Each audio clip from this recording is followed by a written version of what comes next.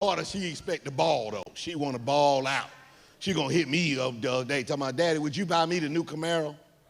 I'm like, what? Yeah, I want you to get me the new Camaro. I'm like, the new Camaro? You know, that's more like A student right there. You more like used Hyundai or something like that. So great. You know him from his comedy specials, his hit show, like The Neighborhood, Cedric the Entertainer in town for a tour that he's calling Ced Talk. He's also got a new crime novel inspired by his grandfather. The book is called Flipping Boxcars, which we'll talk about. And he's gotten into the food game as well. One of the original kings of comedy with us. So great to see you, man. How are you? Good morning. What's up? Now, you know, anytime I go out in the rain and cook, it must be special. Yeah, you're coming out with me in a minute. I'm ready, man. Let's get out there. I can't wait for that. So let's talk about the book first. Because, you know, a lot of comedians come out and it's like tips about fatherhood and things in my life on doing stand-up. This is a straight-up novel, Man, it was a great experience. You know, I would hear these stories about my grandfather. He passed before I was born. But it's those family tales that you hear. And so I just started to fantasize about his life and then just end up like fictionalizing this whole tale.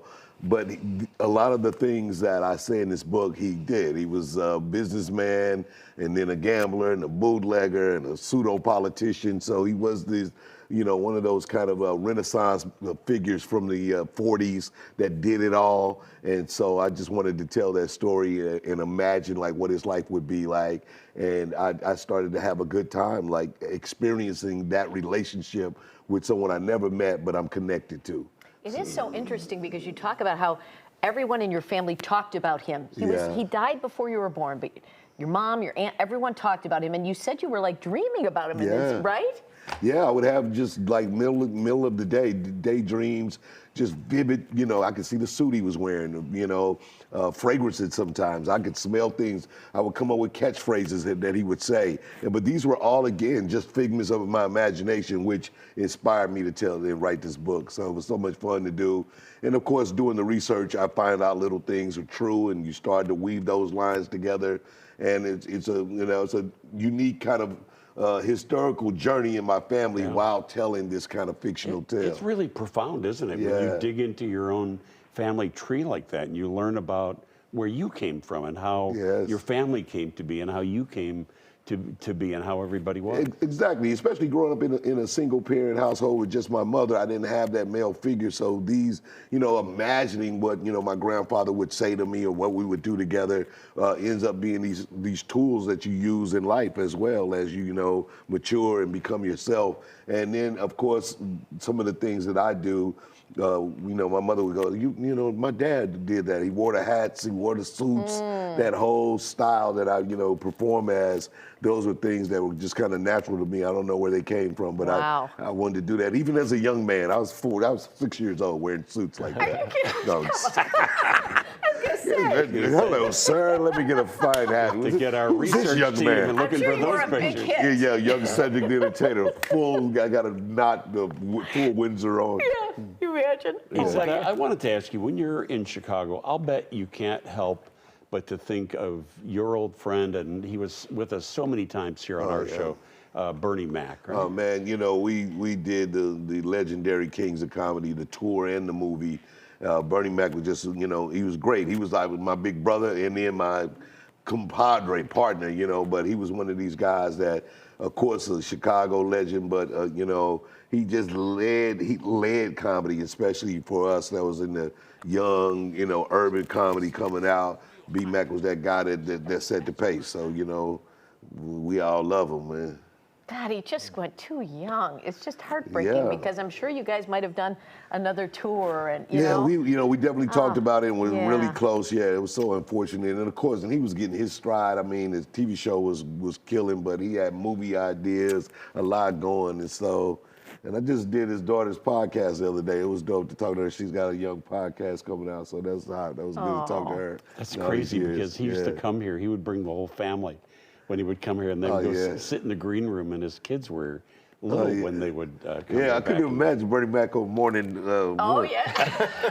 Hold up one minute. No. He had to tone it back What a am little I bit. doing here? Yeah. Good motherfucking morning. He was the best. Chicago. He was the best. Bernie in the morning is a lot. I learned from when him coming on our show that we went to the same high school. I was 2 years ahead of him, and I thought, I wish I would have known him back in, when we were both in high school. Oh, it was crazy. You didn't know him in high I school. didn't know him in high school. Oh, he was younger though. I don't know how I could have missed him in high school though. He was younger than you though, right? He was a couple of years Yeah, younger than me, you seniors and Yeah, sophomores. too Come on, cool. everybody knows that's. Come You're on, gonna man. be a comedy legend someday. But you're a senior and he's a sophomore. You're not right. good. Like There's no true. time. I don't have time for those That's kids true. down there. Talk about these shows you're doing, the SED Talk. Yeah. And so this is a more intimate stand-up thing you're doing now, Yeah, right? it's an opportunity for people to we talk about my career. Of course, I'm introducing people to the book. I sign the books, but this, usually I'm doing a big show. You perform on the stage, and hey, good night, and I'm Yeah. gone. But now, it's an opportunity for people that want to know, about my career. We sit and talk about it. We talk about how I did the process of the book, and just a little more social up close. I got my wines there. I got wines named after my mother. I'm introducing people to that. I want them to come out and have a talk. It's going to be a beautiful night with the Harold Washington Cultural Center tonight. So come through and different kind of celebration of our love for each other. That's what it's all about. Everybody, y'all welcome. It's awesome. Come through. That's awesome. So, you can catch SED Talk, as he said, tonight at 7 o'clock at the Harold Washington Cultural Center. Broadway and Bronzeville.com to get tickets. And we're going to go outside.